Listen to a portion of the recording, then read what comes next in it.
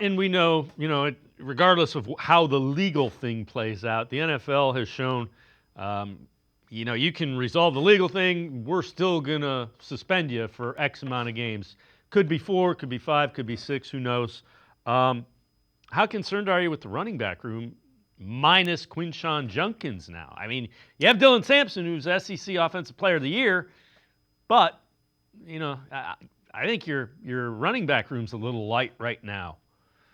Yeah, that's the hard part about this, because listen, it's 2 years in a row where you're without your a top pick, and the Browns hadn't had a lot of picks, because when you talk about the top picks, you have a situation with in terms of Deshaun Watson, and so we lost those first round picks. Mike Hall Jr., second round pick, we were without him, I believe, for 5 games, 4 or 5 games last year. He ended up getting hurt at the end of the season as well, so we didn't get a chance, an opportunity to see him and get the work in and what you needed to see. So hopefully he's back and ready to go. But now this year, you're looking maybe 4, 5, 6 games for Judkins. We don't know what it's going to be, and they really, we talked about this on the show a lot. They really went outside of the purview and was like, look, we're going to go with a youthful movement. They could have went back and offered Nick Chubb. They could have got, Nick Chubb and brought him back. He wanted to stay, but they made a decision that, they wanted to go and get younger at the position. They obviously identified Judkins as one of the best backs in the draft.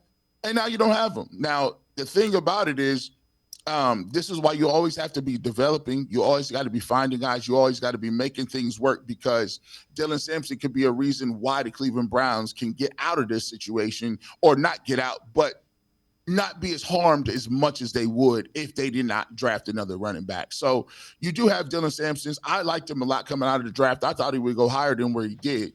SEC Player of the Year, 1,500 yards, over 20 touchdowns. He has some bursts. He's not as big and put together as Judkins, but he is nonetheless still an explosive runner. You have Jerome Ford, who they did bring back, and they he took a little less to come back.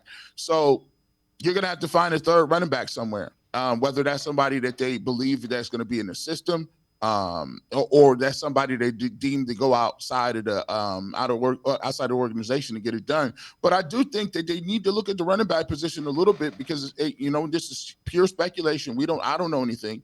But if a suspension is imminent and you plan on going back to Kevin Stefanski's playbook, that's a run dominant playbook, and so you're going to need to spread these carries out.